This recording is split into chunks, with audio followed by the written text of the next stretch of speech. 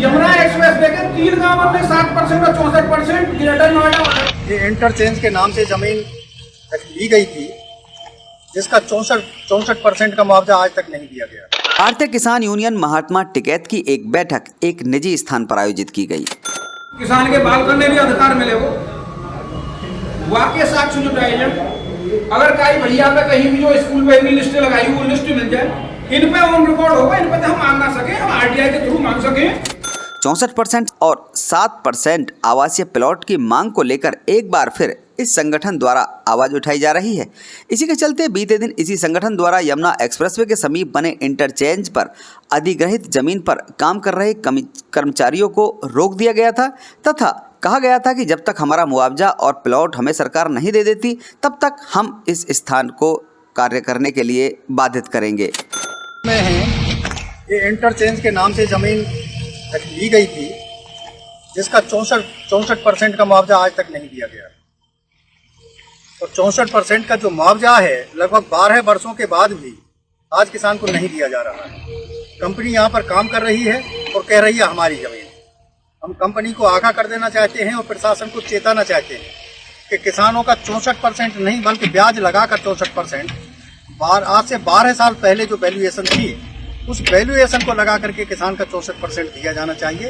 अन्यथा अपनी जमीन का पैसा जो हमको दिया गया है उसको प्रशासन वापस ले, सरकार वापस ले, हम उसको वापस करने के लिए तैयार हैं। अन्यथा इस जमीन को किसान अपने उपयोग में लेगा और इसका इस्तेमाल करेगा। आज जेवर टप्पल मार्ग पर एक निजी प्रतिष्ठान में आयोजित की गई इस बैठक में संगठन के राष्ट्रीय अध्यक्ष अनिल तालान ने क्या कुछ कहा, आइए आपको सुनवाते हैं। एक लंबे समय से 64.7% तो किसानों को जो भूखंड मिलना था उसकी लंबे समय से किसान को आशा है। प्राधिकरण भी ये कहता रहा है, सरकार भी ये कहती रही है और ये एक सरकार ने नहीं, दो सरकारों ने इसको माना कि किसान को 64.7% और उसका भूखंड उनको देना, ये स्वीकार किया।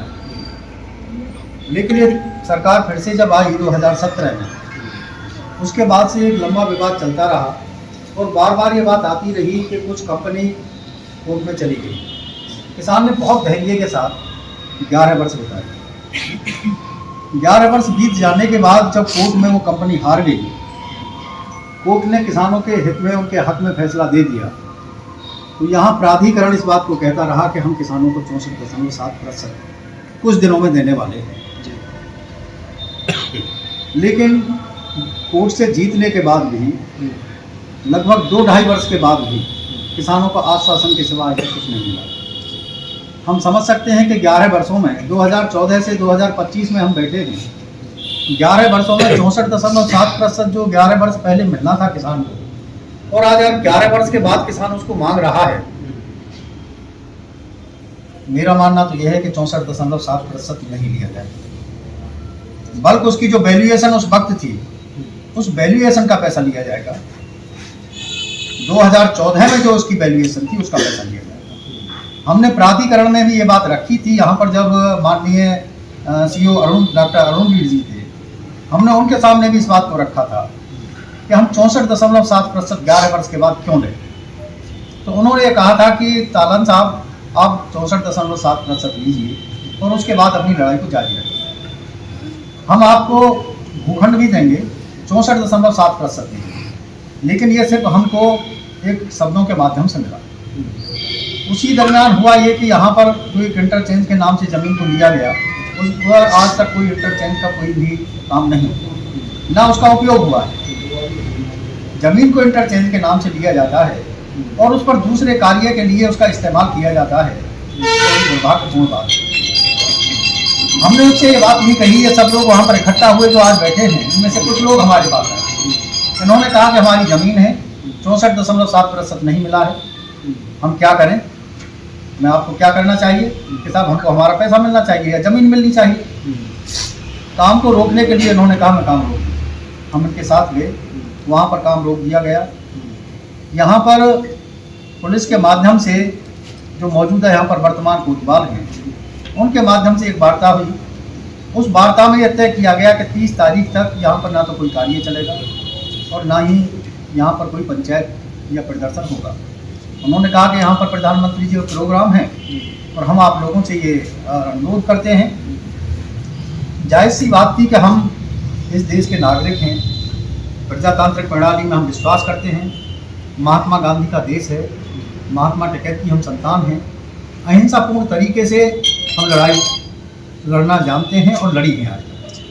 तालान साहब, दरअसल सुप्रीम कोर्ट से भी जब आदेश आ चुका है और दूसरे संगठन भी, आपका संगठन भी लगातार इस 64% 7% का जो मुआवजा है इसके लिए जद्दोजहद कर रहे हैं, तो क्या लगता है आपको कि अब कौन सा रास्ता ऐसा होगा जिससे कि शासन प्रशासन मानेगा और किसानों को उसका ही हक मिल पाएगा? शर्मा जी, इस देश का इतिहास अगर मैं आप लोगों को बता दूं कि स्वतंत्र भारत में बड़े मुझे दुख के साथ कहना पड़ रहा है कि यहाँ आज भी किसान को अपनी कुर्बानी देनी पड़ती है, तब कहीं जाकर उसकी बात सुनी जाती है। हम एक बहुत पहली बात करते हैं 1989 में, जहाँ इस देश के अंदर चुंगी के टैक्स के नाम से किसानों से जो कर लिया जाता था, जब फसल आती थी, आप सभी लोग यहाँ पर बैठे हुए हैं, आप उससे परिचित होंगे कि मंडी में जाने से पहले चुंगी के नाम से एक टैक्स लिया जाता था। भारतीय किसान यूनियन महात्मा टिकैत जी ने जब इसका विरोध किया तो अलीगढ़ में 6 किसान अपनी कुर्बानी देते हैं। तब इस देश का शासन की कान खुलते हैं और उसको टैक्स को हटाया जाता है। उससे पहले बहुत बड़े आंदोलन होता है, हम बातों के माध्यम से अहिंसापूर्ण तरीके से हम अनुरोध करते हैं, प्रार्थना करते हैं, लेकिन इस देश की सरकार नहीं सुनती। लेकिन 6 किसान जब उसमें मारे जाते हैं तो उनको शहीद का दर्जा दे दिया जाता है और उसको माफ़ कर दिया जाता है। हम भी उसमें शामिल थे, हमारे पेट में गोली लगी, हम उसके गवाह हैं। और उसी की मैं तत्काल की बात बता दूं, 2010 में टप्पल पर जब अधिग्रहण हो रहा था, वहाँ पर हम लोगों ने मांग करी कि एक प्रोजेक्ट एक है और किसान की ज़मीनों के रेट भिन्न हैं, ये संभव नहीं है। तो वहाँ पर 300 रुपये प्रति मीटर में टप्पल की ज़मीन को लूट लिया गया और किसानों ने वहाँ पर मुआवजा ले लिया था। हमने आंदोलन किया, महात्मा टिकैत उस वक्त हमारे बीच में थे। 2010 में वहाँ पर फिर से गोलीबारी हुई और 4 किसान उसमें फिर से मारे गए।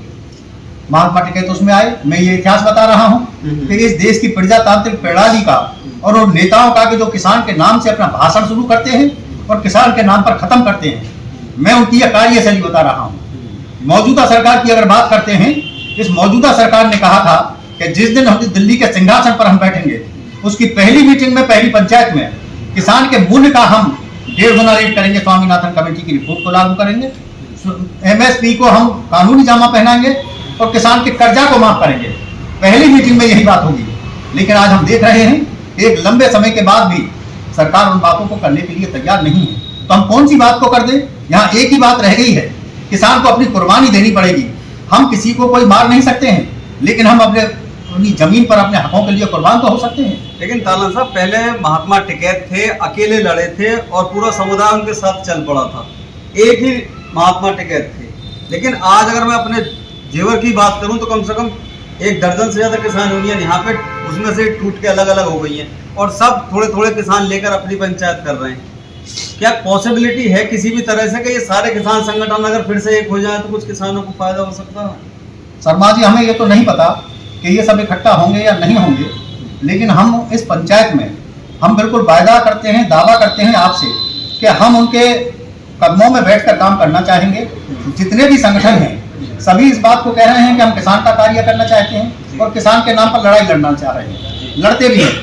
ऐसा लग रहा है कि जिस तरह से राजनीतिक पार्टियां किसान का नाम लेती हैं और किसान के नाम पर सिंहासन हासिल करती हैं, ये किसान सभी की बैतरणी पार करता है। हिंदुस्तान के अंदर सभी की बैतरणी ये किसान पार कर रहा है। कोई खाने वाला है या खिलाने वाला है, लेकिन ये स्वयं उसमें डूब रहा है। हम इस बात को कह रहे हैं कि जो सब किसानों का नाम ले रहे हैं वो सभी यहाँ पर आ जाएं। हम उनसे करबद्ध प्रार्थना करते हैं कि यहाँ पर आकर जो किसानों की लड़ाई यहाँ पर लड़ी है, स्वयं किसानों ने लड़ी है। हम इनके साथ बैठे हुए हैं, इन्होंने काम स्वयं रोका है, हम इनके साथ गए हैं। हम उन समस्त किसान संगठनों से करबद्ध प्रार्थना करते हैं, राकेश टिकैत जी से भी करते हैं। हम राकेश टिकैत जी के साथ रहे हैं, महात्मा टिकैत के सानिध्य में हमने पूरा जीवन काम किया है। लेकिन हमने राकेश टिकैत जी जब एक समझौतावाद की नीति पर उतर आए तो हम महात्मा टिकैत के शिष्य हैं, हमारी आत्मा उसको कभी गवारा नहीं कर सकती।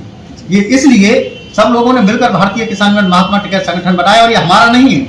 हम लोगों को, मुझे इन लोगों ने राष्ट्रीय अध्यक्ष बना दिया है और मैं आज भी कहता हूं कि मुझे राष्ट्रीय अध्यक्ष बनने की कोई आवश्यकता नहीं है।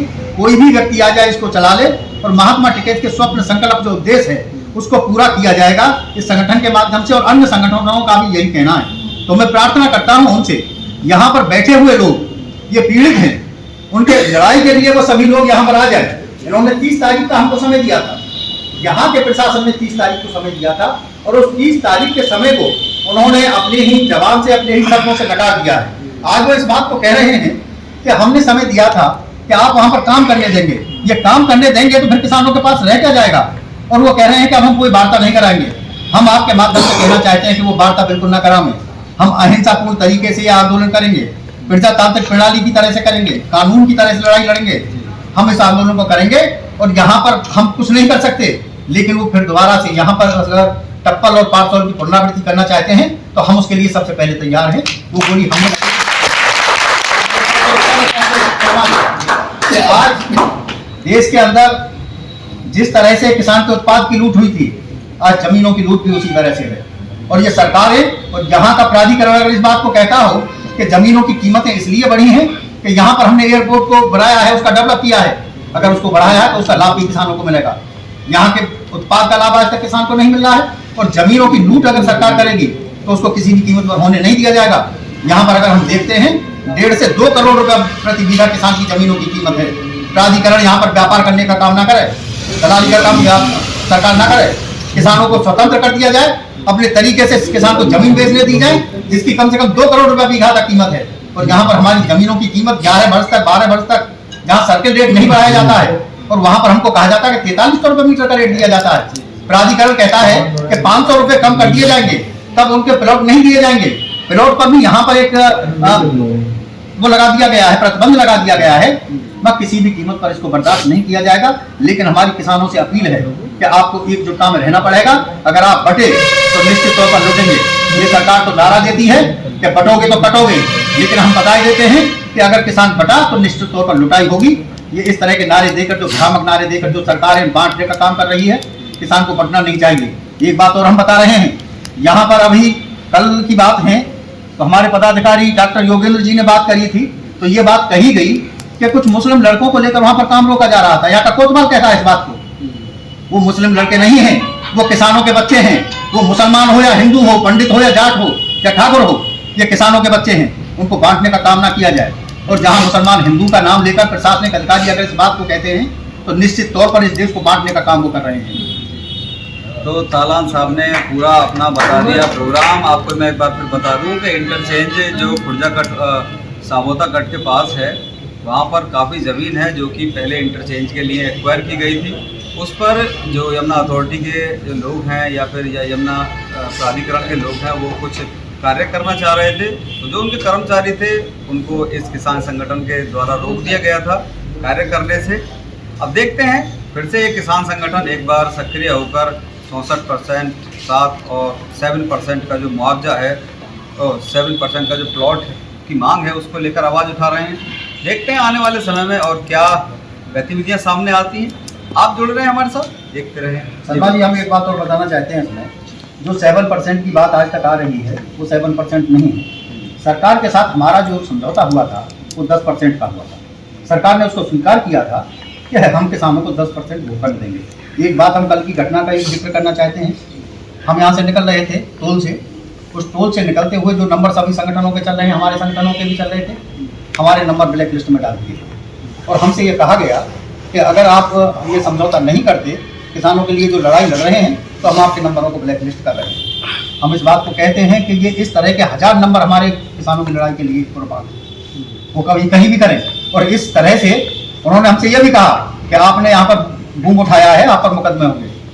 हम प्रशासन को बता देना चाहते हैं और सरकार को भी बता देना चाहते हैं, मुकदमों से डराने की कोशिश ना करें। मुकदमे तो सन 1987 से हम झेल रहे हैं, वो मुकदमा कर दें और 100 बार मुझे जेल जाना पड़े तब भी किसानों के लिए लड़ाई लड़ी जाएगी, उस लड़ाई को बंद नहीं करेंगे। हमारे साथ आप लोग देखते रहे, जबरदस्त।